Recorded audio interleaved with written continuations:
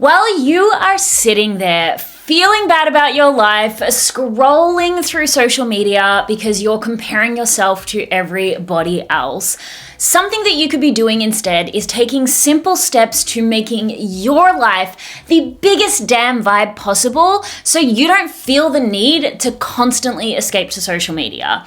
That's what we're going to be talking about in today's video. Hi, my friend, and welcome back to my channel. My name is Erin, and this channel is all about becoming the coolest person you know so that you can build an extraordinary life and, if you want, an extraordinary business. Now, comparison is something that we all struggle with. And even though we know that comparison is the thief of joy, we know that comparison is a lose-lose scenario, we still do it. I myself recently have been caught in a major comparison trap. And here's the kicker. You know, they say to us, don't compare yourself to other people because you really have no idea what's going on in other people's lives. They may be showing the highlight reel on social media, but they could be deeply unhappy behind the scenes. Recently, I started comparing myself to people, particularly in the area of finance.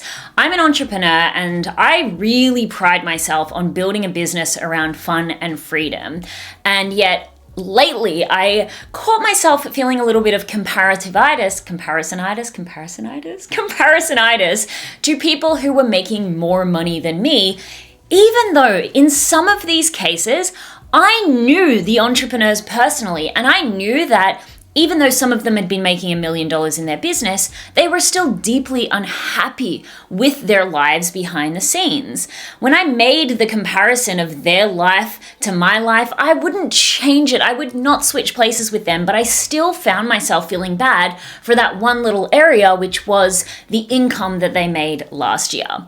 And so even though they tell us to, not compare yourself to other people because you have no idea, the reality is that so many of us still continue to do it. We go on social media, we look at what everybody else is doing, what they're achieving, what they're wearing, what their body looks like, and we can't help but feel bad about ourselves.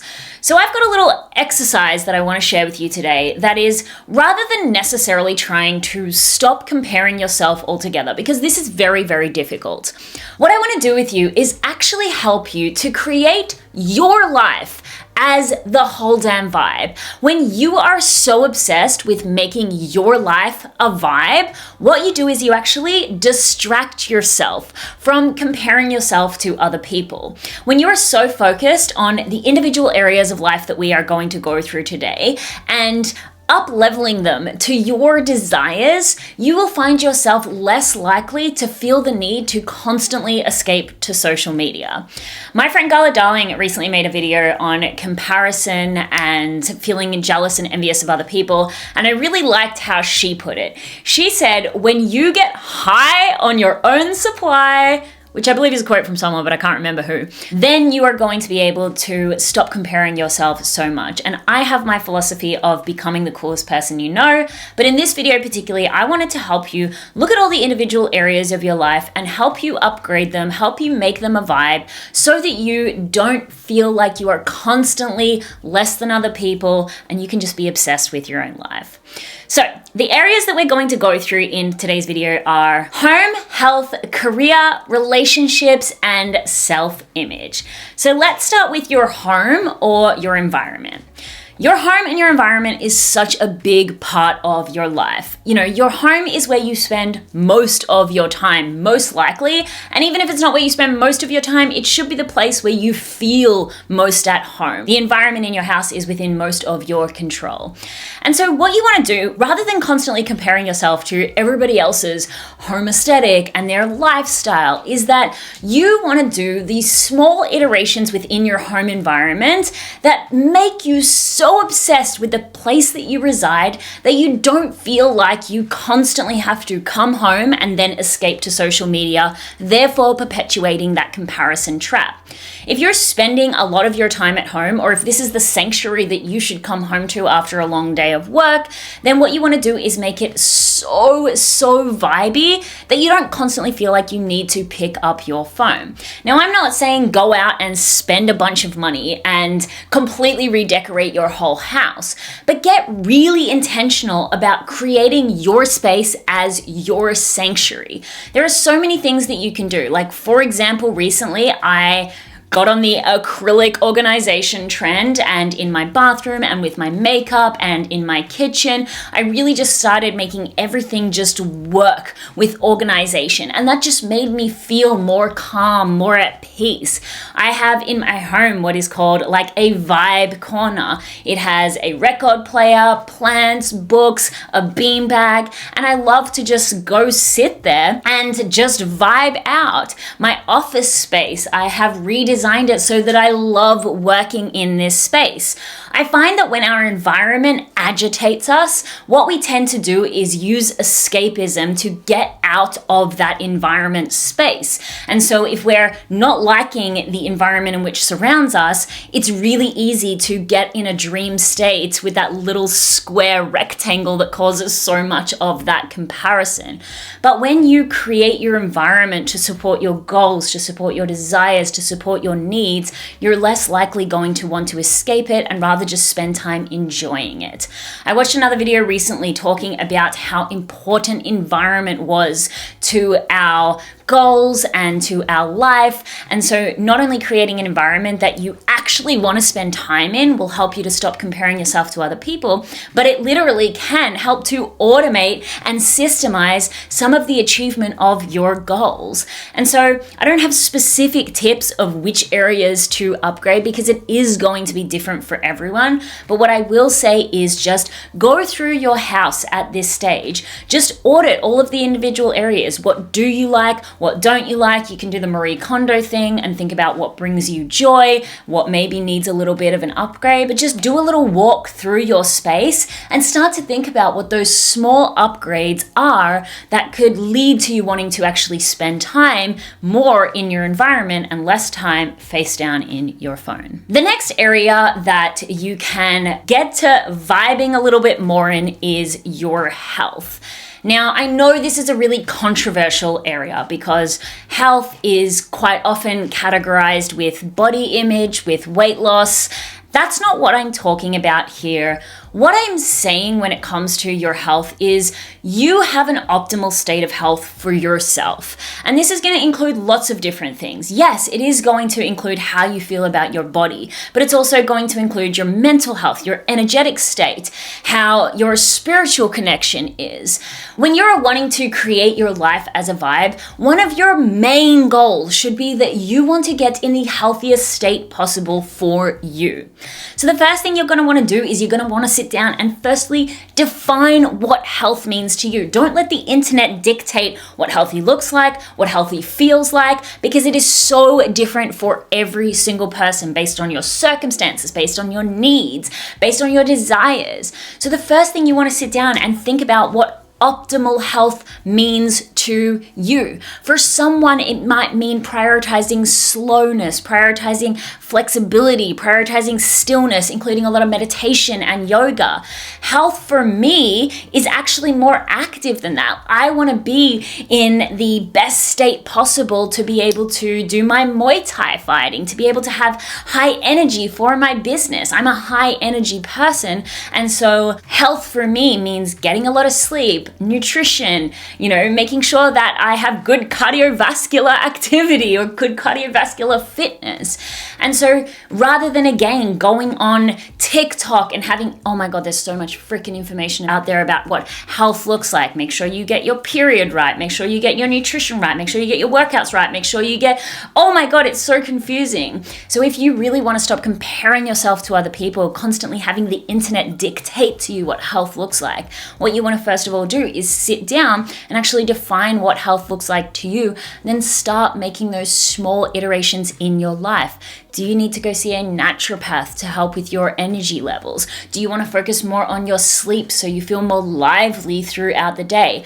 I promise you that when it comes to creating your life as more of a vibe, quite often it's actually the pursuit of things that can make you feel better about progress rather than the actual attainment of the goal. So it's not being the perfect weight, it's not having the perfect sleep, but it's just the process of of nourishing yourself, respecting yourself, working on things for yourself that is going to help you feel like your life is more of a vibe, you are the coolest person you know, and you don't need to compare yourself to other people as much. So sit down and think about what health looks like to you, and then start thinking about what are those small actions you can take to get there. Another area that we tend to compare ourselves a lot is our career. Now, I speak a lot to entrepreneurs. This channel is about mindset, but it is also about building an audience and entrepreneurship. So I know so many people in this community are building a business, but whether or not you're building a business or whether or not you are working a job, what you want to do is you want to romanticize the journey. So many people are comparing themselves, but what we generally compare is the end result. Just like my example this week. I have my dream business. I get to do my dream work. I'm sitting here. I have no pants on right now, if you wanted to know. Filming a video, talking to my best friend about things that I'm passionate about. This is my dream job. But I rob that joy of romanticizing this process because of the end result. How much money I'm making, how many views I get on YouTube, how fast my Instagram is growing. And so when it comes to your career, when it comes to your business, if you are constantly comparing the end result to other people, what you want to do is you want to distract yourself by romanticizing the journey. And I know this is really common advice, but it's common for a reason, because it really does work. When you focus on just having fun, when you focus on being creative, when you focus on developing the best products that you can develop, being the best employee that you can be, rather than always chasing, trying to win to get to that end result, you're just going to not only probably be more successful and sustainable in the long run and not burn yourself out, but you're just going to have such a good time building your life and building your career. You know, romanticizing the journey can look like so many different things. It can be, you know, when you're trying to be creative, coming up with content ideas, how can you make it a fun process rather than a pressure-filled process? Is it, again, going back to updating your environment, upgrading your environment, changing your office space, changing where you work? Should you be working in a cafe versus trying to always work at home? It can be as much as like who you're getting inspired by. Are you constantly getting ideas from the entrepreneur next to you? Or are you getting inspiration and creative flow from really deeply learning your craft and getting inspired by supplementary industries?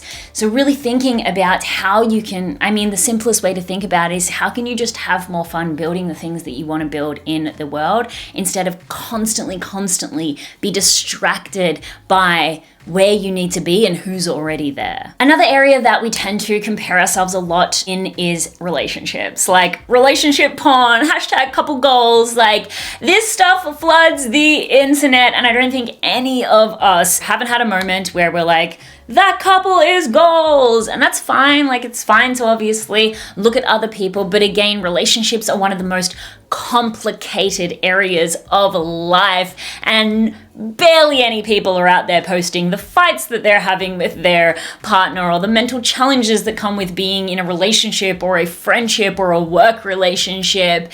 And so it's really easy to compare your relationship to other people's, whether it be your intimate relationship or your friendships. I know I definitely have compared friendships to some of the friendships that I see online and myself and how I fit into my social groups. But the thing here is, again, this is an opportunity for you to get distracted with what you're actually creating in your own life. And the little tip I have in the relationship area is get weird. Like, make your relationships exciting. I know one of the areas that we compare ourselves is, like, let's say in a romantic relationship, this couple's traveling, this couple's going on this cute date, this couple's buying the house, this couple just got the puppy. And then we look at where we are maybe in our romantic relationship, and if we're not there yet, then we start feeling bad about where we're at. Distract yourself with getting weird, getting creative. You know, if you want to do more within your relationships, just get weird about the time that you spend with people. Get creative about the time that you spend with people. Organize, dates with your friends. Sit down with your intimate partner and play games. Get really deep with your business bestie and ask each other really challenging questions. The more creative that you get in your relationships and the less stale and mundane they become, the less likely you are going to be, again, looking at what everybody else is doing. Relationships is one of the biggest areas of highlight reels, and the reason why we tend to compare ourselves in this area is probably because of boredom. And so the antidote to that is spicing things up. Spice things up in your romantic relationship. Spice things up in your friendship by getting really creative about how you can take those relationships to the next level, how you can have more fun, how you can get deeper in your conversations, and how you guys can just make each other laugh, make each other smile, push each other to the limits and just go further in these relationships. And the last area is self-image. Yeah, this really encapsulates a lot of what we've spoken about today, but I think just generally one of the areas that we struggle with is thinking that everybody else has their fucking life together and like they're so on point with what they're doing and they're so stable and they're so confident. That is the biggest fallacy of all time. Every single person is struggling. Every single person is going through self-doubt, imposter syndrome. Every single person has mental health struggles to some degree, whether it be a small degree of anxiety or whether it be just burnout or whether it just be them struggling with their goals and ambitions or their identity. Like every single person has some kind of degree of struggle in their life when it comes to their self-image. And we look at everybody else and think they have their lives together. We look at everybody else and think they are so confident. And even though it's not the case, it still doesn't stop us from comparing ourselves. And so how I feel you can distract yourself in this area is, of course, by becoming the coolest person you know. Become your own best friend. Get so interested in self-discovery. I think one of the best things that we can learn about in our life is ourselves. Who are you? Where are you going? What do you like? What triggers you? What excites you? What do you love? What do you hate? Like, we spend so much time inundated with how everybody else is feeling and what everybody else is doing. We have deeply, deeply, deeply lost that connection to ourselves. This affects our relationships. It affects our business. It affects our creativity. It affects so many areas of our life. And so going inwards more regularly, spending more time alone can be the best thing that you can do for your comparisonitis. Because the more that you respect yourself, the more that you love yourself, that's going to be a big benefit. But one thing I think that will change the most is the more that you actually like yourself. And I know everyone's like, oh, what's the difference between like liking yourself and loving yourself? We kind of all inherently love ourselves because we would protect ourselves if we needed to. But the thing is, do you actually like yourself? If you looked in the mirror, do you like the person that you are?